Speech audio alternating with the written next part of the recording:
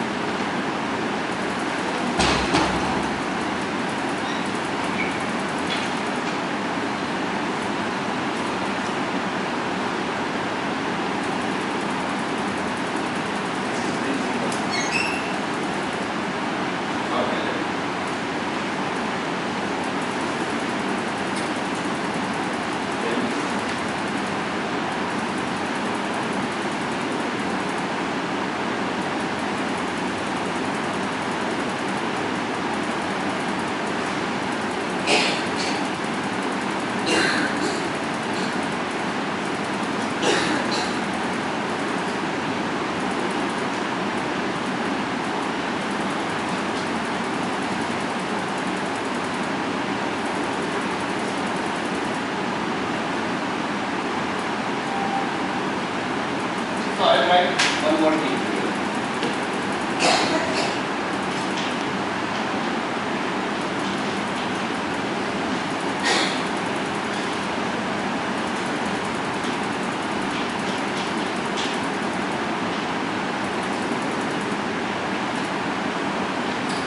Now, according to that system, all the perception is going to buddhi. It's also called pure wisdom or buddhi sattva.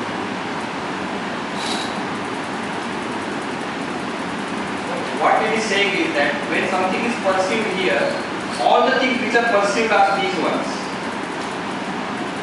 The perception goes like that. This makes the external world, and this is the senses. This is. Can anybody tell what ahankar is?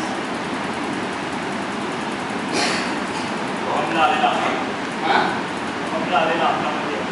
No, it is not ahankar. What does ahankar mean? Huh? See, asmita, this is called asmita.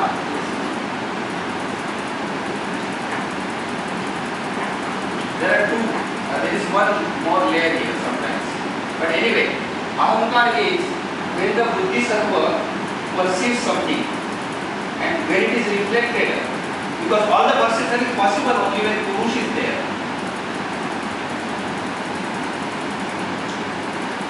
When that feeling is saying that I am the one who is receiving it, when that I is present, then that asmita is called ahankar. And when the I is lost, swarupa shunya, that time it becomes buddhi. That means buddhi is perceiving it. So basically what it is saying is that out of these things, there is somebody who is going to perceive. That is this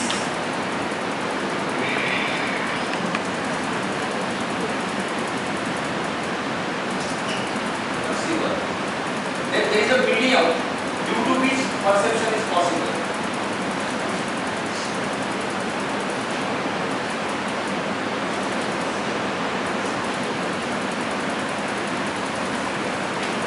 And trium is object of perception.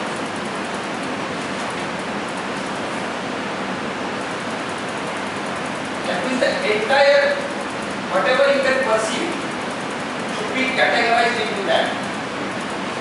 That means a person who is in samadhi state, he should feel that the whole world is made up of panchamahabhutas, things like that. He should not feel that this is my brain presently. He should feel that this is our body and it is made up of these panchamahabhutas. That she has this, that is made of tanmatras, like that. So what I am saying is that in the daily application, you are not going to use it like that. But if you are interested in samadhi state, you have to reach that level of mind. So you have to do whatever practice you decide. You can decide first that white people and black people, they are both human beings. Whatever it is, you come with whatever practice you want. Ultimately, you should reach a level of the mind where you perceive this universe in terms of Mahabhutas, Tanmatras, like that, then only you are going to get into samapatti. Otherwise, it will be only theory. So I want to give you this tip now, that when you do the yoga practice,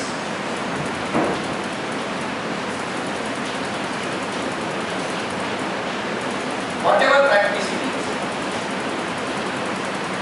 you try to go deeper into that practice.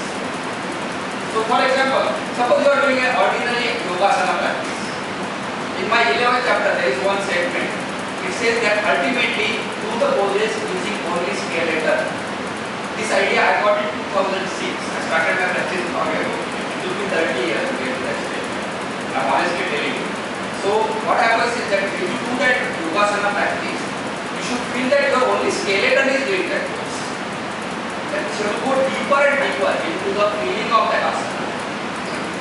So in if you listen to Iyengar's lecture, he will say consciousness is flowing and whatever it is. Or in the Ashtanga Vinaya, he will say go on doing practice and ultimately. Actually, all of them do not go like that, because they are not doing the practice with that focus in the mind. So when you do any yoga practice, you try to do it with the intention of going deeper. But if you go too much deeper, you will get stress. And if you do not get enough deeper, then you will not get that knowledge. So in the samapatti, you have to understand this part, because sometimes the absorption takes place automatically. For example, if I listen to Rajani, she is singing some music, I will be absorbed. That is not samapatti. Samapatti means you have to yourself focus and get into samapatti. This part you have to understand very well. So I will now write here.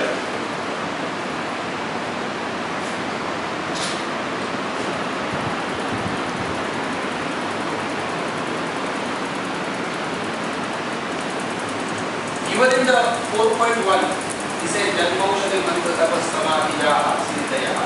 Out of that, only the Samadhiya is important. All the others is the words of God. So this intentional focus you are doing.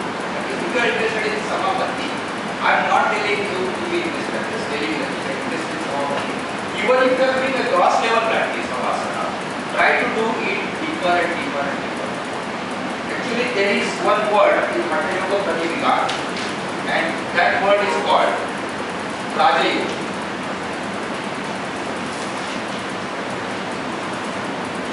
Kevalam Raja Yogaya Hatha Yoga Nishyate. So, some people think that Raja Yoga is what Swami Vivekananda says. No, it is not that. In the Hatha Yoga Pradipika, Raja Yoga word is there, and that actually means Samadhi state. And that Samadhi state is described in Nada Santan chapter. Or there are some words in the Hatha Yoga Pradipika like this.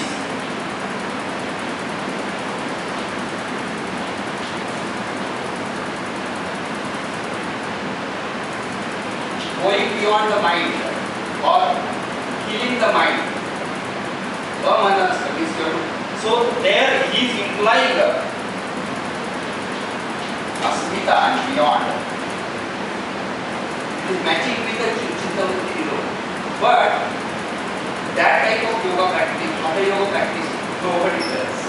If you go to all the yoga classes possible, you will not find they are doing it, because their goal is not that. She is doing PhD on Nada Sutta. She will find that very few people are doing Nada Sutta. Most of the people are doing only asana and pranayama. This is the problem. So now there is some movement in the yoga field, and I was called in a couple of places. I am not interested in that movement, but what I want to tell you is that I told them that they have some funding now and they are going to do research. For example, they are opening some 300 schools. Some schools are already open, and they are going to get people and they have funding whatever. What I told them is that they should do research like this. They should not only do research that currently what is the blood pressure, and then after doing certain things, that is already done. That kind of research is already done in the United States. reversing your heart, being obedient. He did that research. I met him once. That research is done long ago. So if you now do the research again that some people have blood pressure or diabetes, yes, of course it will show the positivity, but you are only repeating that same research.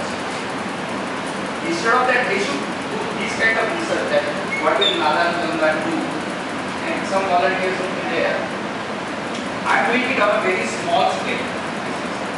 There is one chapter I wrote called Chanting for Yoga, and the first says that without chanting, yoga practice is not complete. So some yoga teachers are not happy about it, but they are not teaching it. But I am sure that it is very important part. Actually, I am telling you honestly that out of my 35 years of practice, the maximum benefit I got was due to chanting. Just by chanting. We are running chanting classes for after every Saturday Thursday. That's right. Very few people are there, so we have to. Yeah, because they are not convinced. Either they are not convinced or that is not their goal. They do not know what happens by the chanting. Now, you can apply it like he says that daily application in daily life. I will tell you one example. In my class, one Kannada person came and his eyes were corrected only by chanting. That was my one, just to try it, because anyway that Kannada person was a Shiva devotee. I am not a Shiva devotee. He was a Shiva devotee. He was anyway doing the Shiva mantra. So I told him that you do this mantra like this, you keep the Shiva on the television. Wind to the Shiva by singing it. After doing it for 6 months, his eyes turned like this. His eyes were from birth defective. And his doctor, a famous eye doctor, told that it has changed. So that was not my objective, but it actually happened. What I am saying is that you can use the chanting in that way. So when you do the Hatha Yoga practice, you should actually, what is happening is this, that many times we go to yoga teachers. I recently posted in my video that many times we go to the yoga teacher, he is famous. Yes, he is famous because he did some practice and certain areas he is exalted, like he can perform 600 asanas. That's great. So if you want to do 600 asanas, you should go to him. But what I am saying is that sometimes the student is better than teacher. I can tell you in my class, many students I found they are better than me. Means what I will take 5 years, they can get it in 1 month. I had a psychology PhD in my class in the United States. Very highly intelligent. They can understand this very fast. The problem is they are not doing the practice. They understand it, but they are not. You will find in your own class. Even in my own case, I can tell you that it is very difficult to practice every day. Something will happen. What will happen, I don't know. Something will happen by which that practice will be disturbed. Something will happen. So you have to make that decision that I am going to do it. I have done some very funny things, I will tell you. Once I used to tie a chair to my bottom so that I can sit at one place. I wanted, because it said asana chair means you should sit 3 hours in one place. So 3 hours was very hard to sit. So what I decided is that I said I put one chair here and everywhere I am going, the chair is there in IIT downstairs. So due to that, people are laughing at me.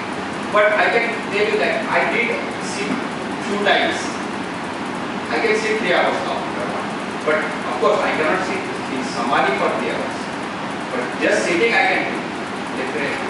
So ordinary thing like just sitting, because it is very easy to read Sthira Sukhavasana and this and that, and then people say that it is even applicable to the headstand or some other poses. No, it is not like that.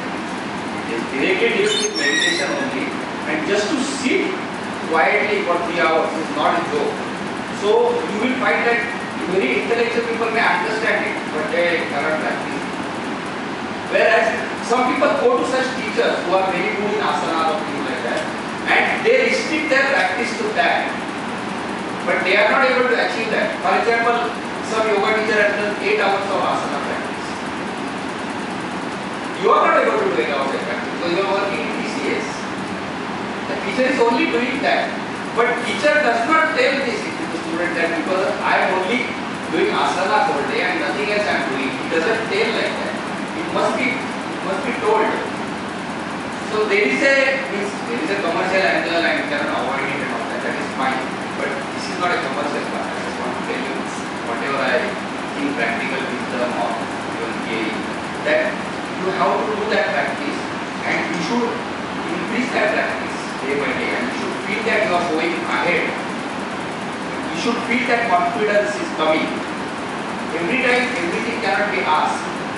Some ordinary things are there. I will tell you, once I was studying in 76, I was studying something related to breathing. And I used to practice on my own. I started doing that. And I got into a big problem because my IIT study and this breathing was going at the same time, and I was not able to focus on my study, and I had to get certain amount of marks in IIT. So, but I was very lucky because my father was a very advanced yogi. He himself was not doing that practice, but I approached it and he helped me. I tell you, it took me 6 months to overcome that problem.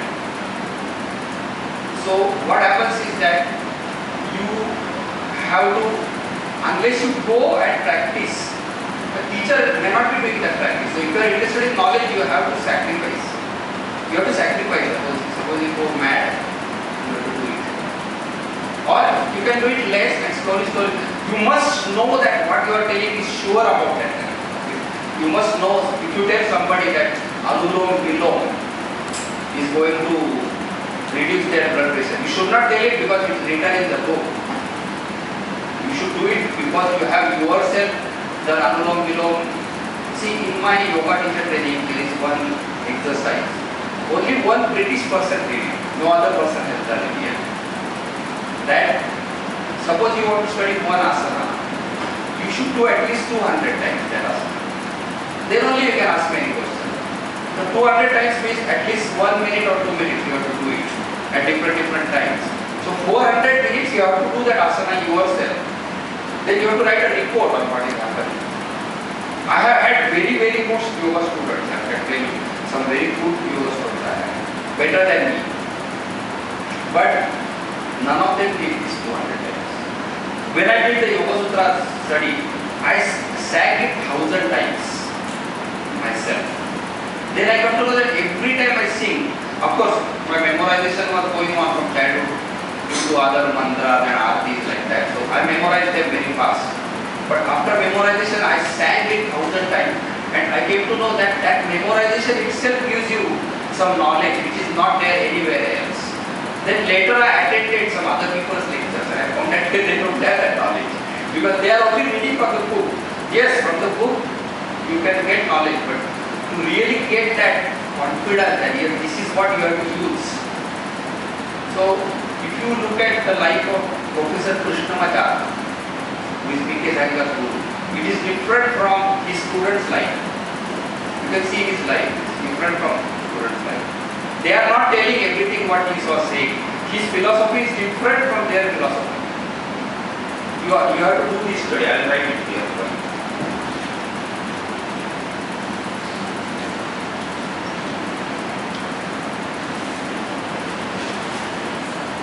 Anyway, so you have to do an intentional focus for getting the samapatti.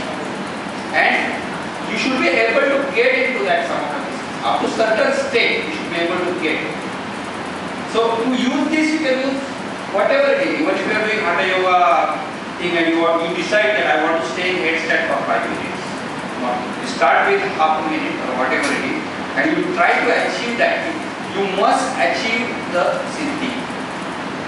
So the third chapter it mentions vibhutis. Those are not given just for the list. Actually, those vibhutis are required and they have to be used. They should not be misused, but they should be used. And he says that certain samadhis, they are upasarga, obstacles, but all of them are not upasarga. How do you do? Means you will find that all the people who you know who have got samadhi state, or you believe that they can get samadhi state, you will find that in their life certain unconventional thing has to happen. Something samadhi state has to come, or something miracle has to happen. They tell other people that don't get into miracle or something like that. For example, Swami Vivekananda, he did his life. You will find that a lot of miracles did happen in his own case. Selim don't get into miracles in his speech, but in his case, I feel that he got into it because of miracle only. So when you actually experience that miracle, or you yourself feel that okay, in the past I was not able to do this, now I am able to sleep 3 hours, whatever it is, you must attain certain success. You can call it theory. You must attain that. Now you will find that to attain all those vibhutis in the third chapter, they are not yours. First get the samapatti. You must get the concentration with your own intention, and you should apply that to whatever some vibhuti you want to get. Now whatever you want to get, you decide yourself. But this intention of focus is very important. Now, what is the time? 12:10. We started at 11. It's already half is over. So now, these I already defined to some extent, some prajna. Knowledge is taking place. And that knowledge is of these things by this, like that knowledge is taking place. And that knowledge, the Grahita is telling that yes, I am getting that knowledge. When that goes, ultimately you get a saprajna samadhi. Now,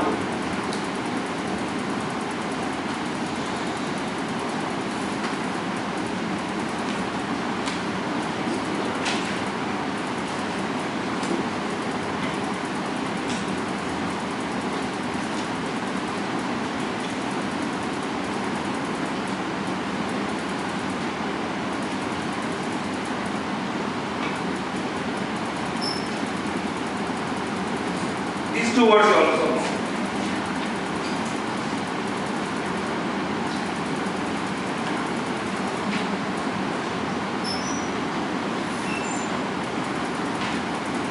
See, when you do the yoga practice and you are interested in samapatti or samadhi state, or even just simple meditation, you are interested in meditation. Some people think meditation is singing and putting the audio. Yes, that is one kind of meditation. But you are interested in serious meditation, you will find very few people actually do it. Some people think that I meditate every day 1 hour for the last 20 years. It's a very long time. They are not getting into that state.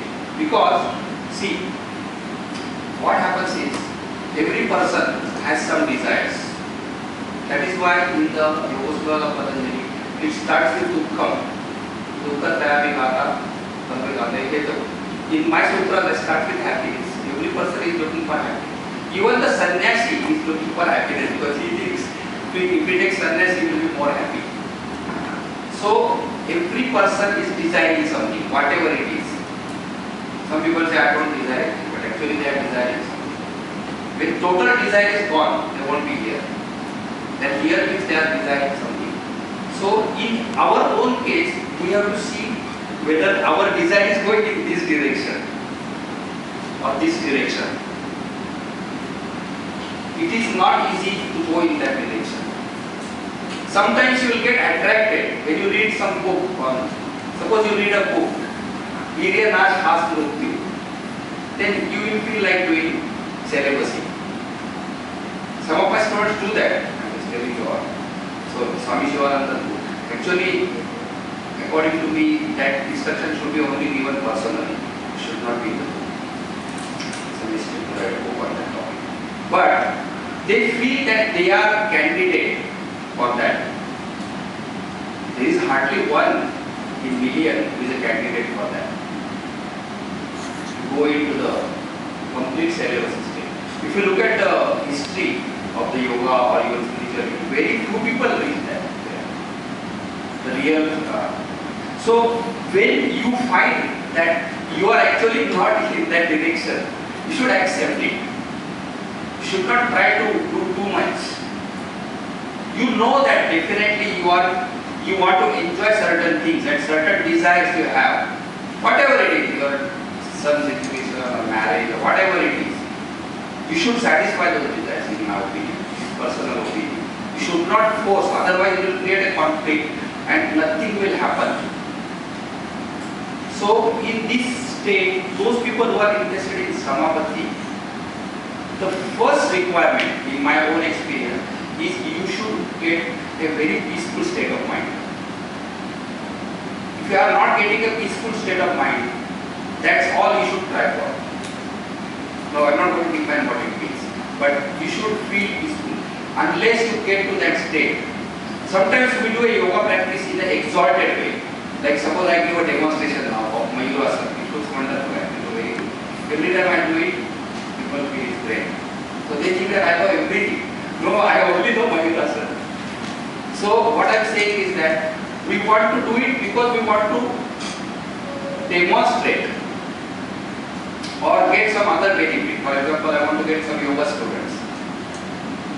That is different. That is not a problem. But that is not useful to samapatti. For samapatti, you should not be interested in external things. No demonstration is possible. You have to do it only yourself. So what I am saying is that if you have some desires, they may be due to past karma or whatever it is. If you feel that the desire is very intense, something is there in desire, then you satisfy that desire. Because if you don't satisfy that desire, it will be not possible. So even if you get certain concentration of mind by doing samapatti, for example, I got very good memorization capacity by memorizing Patanjali Sutra, all 80 chapters of Bhagavad Gita and Shveta Upanishad, whatever it is, I do this. Once I get that capacity, I can use it for my BTech studies very easily. Actually, I did it to some extent.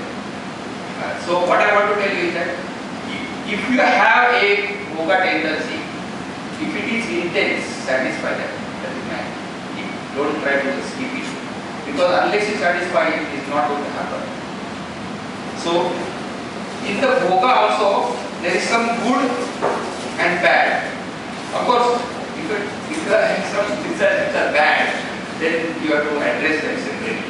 But this part you should not, unless you are going in this direction, you truly feel yourself that it's enough now.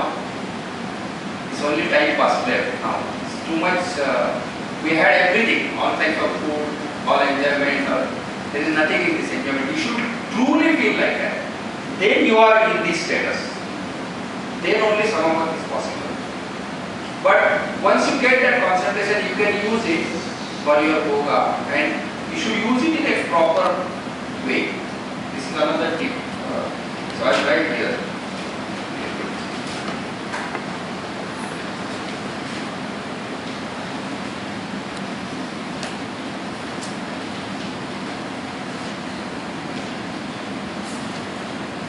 You should not go in apavanga because you are dejected. It should preferably be non-dejected state. Because unless you are in a happy state of mind, the meditation is not possible. See, the problem is like this, that only when you see somebody like V.K. Iyengar, who does Natarajasana, or somebody who can do, once I went to V.K. Iyengar's house and he was in the headstand. I was called for lunch and I went for lunch and he was in the headstand. When I left, he was still in the headstand. I can tell you honestly, he was there for 45 minutes. And opposite to him was Yehudi Menuhin. I did not know that guy that time. I was a small boy at that time. Yes, but he was there for 45 minutes. Now what happens is, when you actually see a person who can do like that, then you feel that there is a possibility of doing that. So the problem for you will be to find a person who is samadhi state. So in your own case, if you are really interested in yoga, I already told you, unless you are really interested, it's not going to happen. Then you should feel that you are going ahead. You should feel that. You will know that yes, I can now sit, or I can now do this asana, or I can do pranayama. I am really feeling like that, not because it's written in the book. Then you will